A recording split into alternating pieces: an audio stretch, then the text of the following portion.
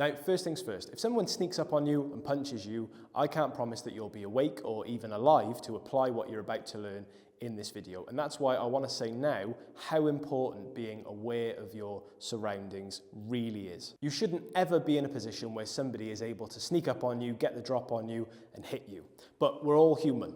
And we all make mistakes. Nobody is situationally aware 100% of the time. We all have distractions in our lives. You might be thinking about work, you might be taking a call, you might be speaking to the missus or speaking to a mate, you might be playing with the kids. Sod's law is, if something bad is going to happen, it's probably going to happen when you least expect it. So, somebody has got the drop on you and they've hit you by surprise.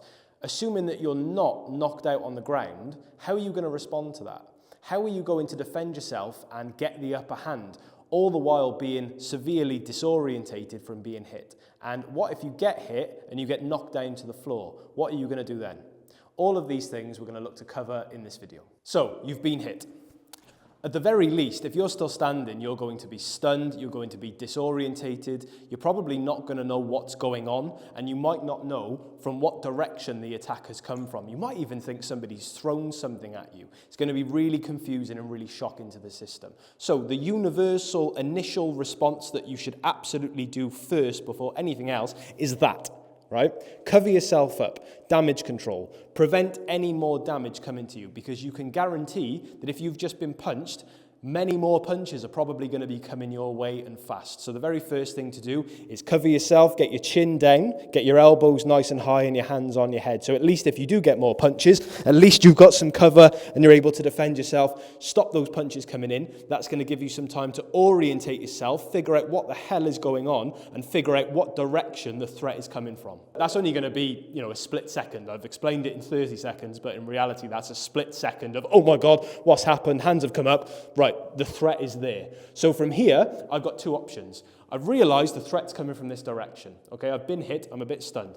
I can either get the hell out of there, and ideally that's what I want to do. If I can run away, I'm going to run away. If I can't run away, maybe I'm in a busy nightclub, maybe I'm with my family, maybe Raoul's faster than me, right? So running away isn't always the answer. If I can't run away, I can't go that way. That means I need to go that way.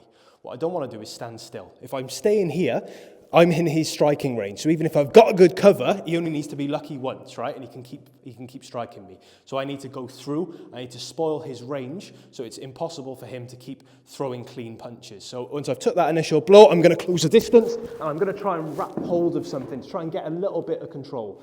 Now, 90% of people, I think, are right-handed. So the chances are, apart from me, I'm left. The chances are, if I wrap his right arm up, right, he's now lost his best weapon to attack me with. So when you're crashing in and you're trying to close distance, try and wrap that right arm or trap it, even if you trap it against his body. I prefer to wrap it as tight as you can, and then he's lost his best weapon to defend himself.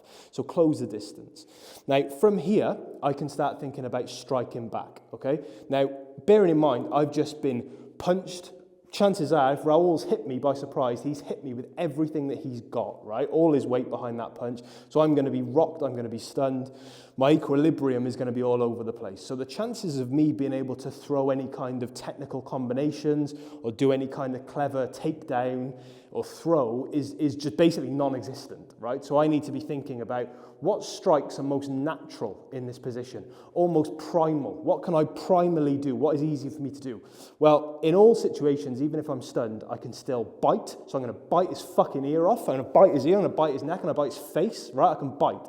I can twist, I can grab, I can pull, I can squeeze. These are all primal things. So I can squeeze maybe his eyes, okay? I can squeeze his windpipe, try and crush his windpipe. I can smash things, I can hammer into his, I can headbutt, I can elbow him, I can forearm smash him. All these things I can do relatively naturally, okay, because they're quite natural things to do. I can rip his fucking ear off or I can bite it.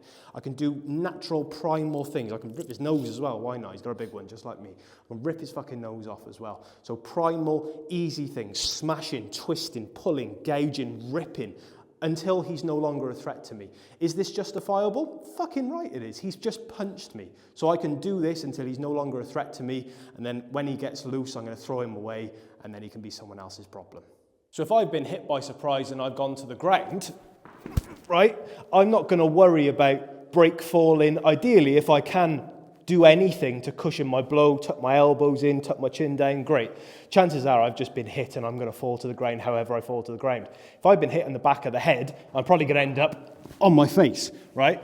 The point is, once you've hit the ground, the damage control, as it did when we were standing, comes into play in exactly the same way. So as soon as I've hit the ground and I've realised, shit, I've just been hit, I need to orientate myself, I need to stop any further damage and get myself to a reasonable position of safety. So whatever position I've landed in, whether it be like this because I'm facing the camera, whether it be flat on my face, I need to cover myself, I need to get myself into some sort of position of safety facing the threat. Now, we've done another video on how to survive safely on the ground if you want some more detail on it, but essentially I've hit the ground, I'm covering myself, I don't know what's going on, I don't know what's around me, I'm going to find wherever the threat's coming from, which in this case is here, and I'm going to orientate myself towards this position. Ryan with this is protecting his groin, his chest. So he's protecting very well. So it's not like this, it's like this. He's protecting his groin, he's protecting his chest and his belly. So if I try to kick, exactly, so it's gonna be very difficult for me. He's protecting even if I try to kick his balls, I don't have the angle, okay? So vital points.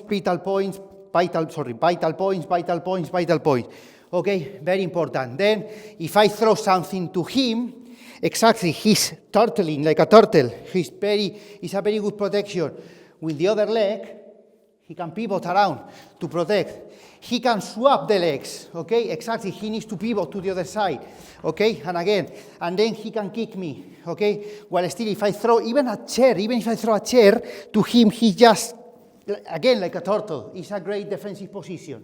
Now, once I'm in this position, I'm in a relative position of safety. I've stopped any further damage, and I've stopped the threat in the sense that he's not going to get any closer to me from this position as long as I can keep this position of safety. If he tries to get any closer, I'm just going to keep kicking him. Even if he grabs my leg, just thrash my leg so he's not going to get any closer to me. If I get an opportunity to stand up, maybe I've given him a good kick to the leg, he's backed off a little bit, I can stand up, covering myself, and then I'm back in the fight. So as Ryan explained perfectly, you get knocked down, you get clipped, you get whacked, and you get knocked down, you get dropped to the floor.